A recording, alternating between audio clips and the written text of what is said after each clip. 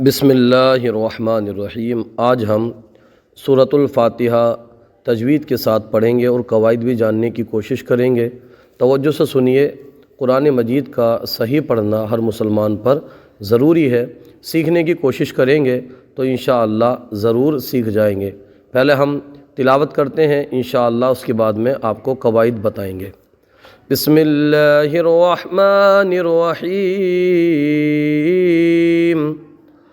الحمد للہ رب العالمین الرحمن الرحیم مالک یوم الدین ایاک نعبد و ایاک نستعین اہدنا الصراط المستقیم صراط الذین انعمت علیہم غیر المغضوب علیہم ولا الضالین۔ الحمد للہ رب العالمین۔ یہاں پر دیکھیے، یہ حمزہ پر حرکت ہے اور حرکت کو بغیر کھینچے، بغیر جھٹکا دیے معروف پڑھتے ہیں، یعنی زبر زیر پیش کو حرکت کہتے ہیں۔ اس کو آپ سمجھ لیجئے، اس کو ہم بار بار نہیں بتائیں گے۔ زبر زیر پیش کو حرکت کہتے ہیں اور حرکت کو بغیر کھینچے، بغیر جھٹکا دیے معروف پڑھتے ہیں۔ لام پر جزم ہے اور جس حرف پر جزم ہو اس کو ساکن کہتے ہیں۔ ساکن والا حرف اپنے سے پہلے متحرک حرف سے مل کر پڑھا جاتا ہے۔ یہاں پر میم ساکن ہے، اس میم ساکن میں اظہار شفوی کا قاعدہ ہوگا۔ اظہار شفوی، اظہار شفوی یعنی میم ساکن کے بعد حرف با اور میم کے علاوہ کوئی بھی حرف آ جائے تو اظہار شفوی ہوتا ہے، یعنی گنہ نہیں کریں گے۔ دال ساکن ہے، لام ساکن ہے۔ یہاں اللہ کے لام کو ایک الف کھینچ کر کے پڑھیں گے، اس لیے کہ اللہ کے لام پر کھڑا زبر ہے، اور کھڑا زبر کھڑے زیر الٹے پیش کو کھڑی حرکات کہتے ہیں۔ کھڑی حرکات حروف مدہ کی طرح ایک الف کھینچ کر کے پڑھی جاتی ہے۔ اور یہاں دوسری چیز یہ ہے کہ اللہ کے لام کو باریک پڑھیں گے ہم، اس لیے کہ اللہ کے لام سے پہلے حرف پر زیر ہے تو للہ ہی اس کو باریک پڑھیں گے۔ ہاں کے نیچے حرکت ہے، اس کو بغیر کھینچے پڑھیں گے۔ را کو ہم پر پڑھیں گے یہاں پر، اس لیے کہ را پر زبر یا پیش ہو تو را کو پر پڑھا جاتا ہے، موٹا پڑھا جاتا ہے۔ با کو ہم یہاں جماؤ کے ساتھ پڑھیں گے، اس لیے کہ با حروف قلقلہ میں سے ہے، اور جب حروف قلقلہ مشدد ہوں، یعنی قلقلہ کے اوپر، حروف قلقلہ کے اوپر تشدید ہو تو ان کو جماؤ کے ساتھ پڑھا جاتا ہے۔ لام ساکن ہے، عین کے اوپر کھڑا زبر ہے، ایک الف کھینچ کر کے پڑھیں گے۔ لام متحرک ہے، میم متحرک ہے، یہاں پر یا ساکن ہے، اور یا ساکن میں یہاں پر مدہ ہوگا، یا مدہ ہوگا، اس لیے کہ یا ساکن سے پہلے حرف پر زیر ہو تو یا مدہ ہوتی ہے، اور یا مدہ کو ایک الف یعنی دو حرکات کے برابر کھینچ کر کے پڑھا جاتا ہے۔ یہاں جب ہم ساکن کریں گے، وقف کریں گے، تو یہ آیت ہے، یہاں یہ وقف تام اور آیت مکمل ہونے کی علامت ہے۔ تو یہاں ہم اگر وقف کریں گے تو نون کو ہم ساکن کر دیں گے، اس لیے کہ کلمے کے آخری حرف پر زبر زیر پیش، دو زیر دو پیش، کھڑا زیر الٹا پیش ہو تو اس کو وقف میں ساکن کر دیں۔ ان قواعد کی روشنی میں اس آیت کو پڑھیے۔ الحمد للہ رب العالمین۔ الحمد، ہاں نہیں حمد، حمد نہیں حمد، کوشش کریں گے تو انشاءاللہ سیکھ جائیں گے۔ الحمد للہ، للہ نہیں باریک پڑھیں گے، للہ رب العالمین، رب نہیں رب رب رب العالمین، عالمین عین کو برابر نکالیں گے، عالمین۔ الحمد للہ رب العالمین الرحمن الرحیم۔ اس کا بھی اجرا قواعد کر لیجئے۔ تو دیکھیے یہاں پر آپ دیکھ رہے ہوں گے کہ یہاں الف کے اوپر کوئی حرکت نہیں ہے، اس حمزہ کے اوپر۔ تو قرآن مجید میں بعض کلمات الف سے شروع ہوتے ہیں، ان پر کوئی حرکت نہیں ہوتی، اس پر جو بھی حرکت لگا کر کے پڑھتے ہیں وہ عارضی حرکت ہوتی ہے، تو اس پر عارضی حرکت ہے۔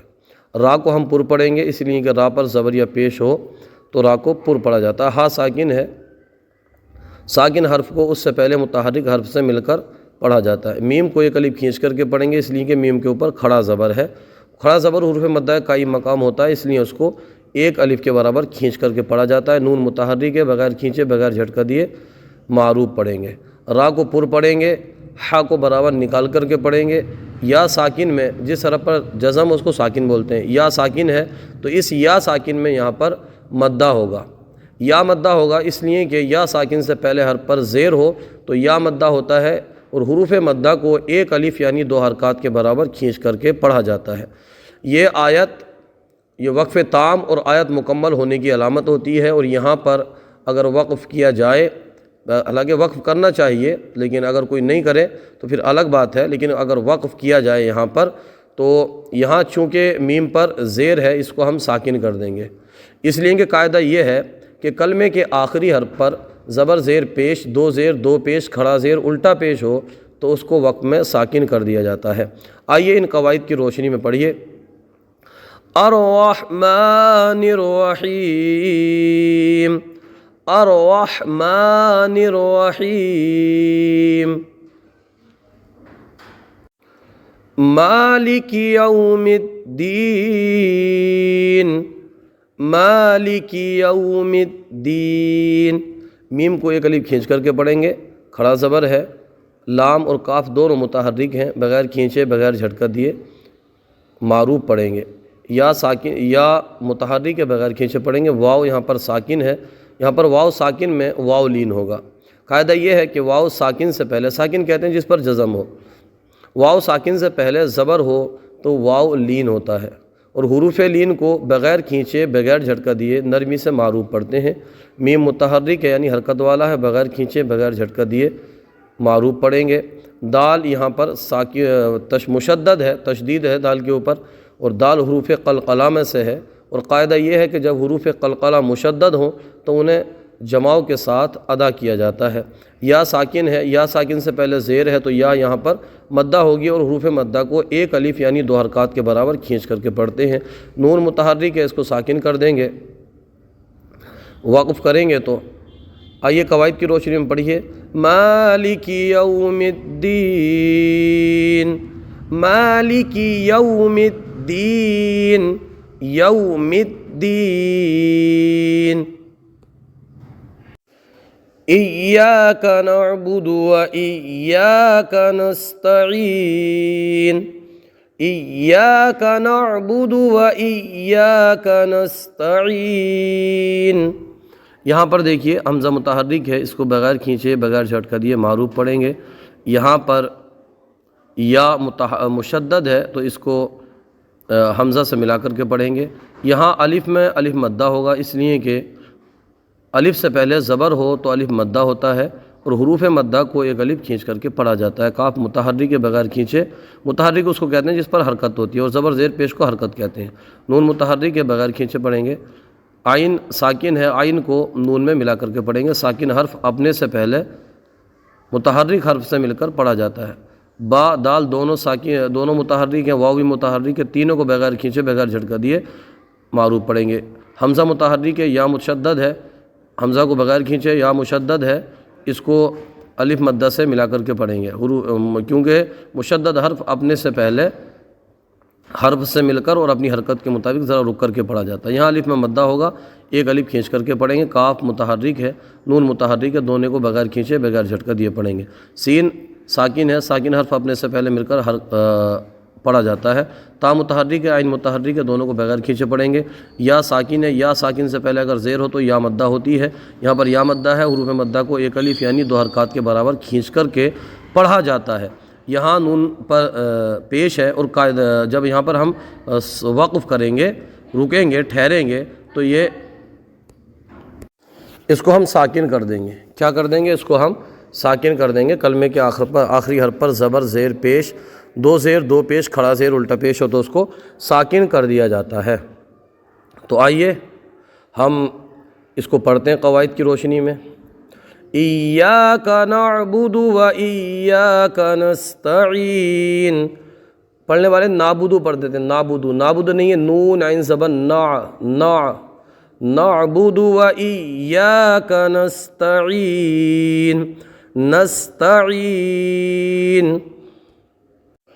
اہدنا الصراط المستقیم اہدنا الصراط المستقیم۔ یہاں حمزہ متحرک ہے، اس کو بغیر کھینچے پڑھیں گے، ہاں ساکن ہے، اس کو ملا کر کے پڑھیں گے حمزہ سے۔ دال متحرک ہے، بغیر کھینچے پڑھیں گے۔ نون متحرک ہے، بغیر کھینچے پڑھیں گے۔ اب چونکہ نون صاد میں ملے گا، صاد جو ہے یہ اس کو نون سے ملا کر کے پڑھیں گے تو یہاں یہ حروف مدہ نہیں رہے گا،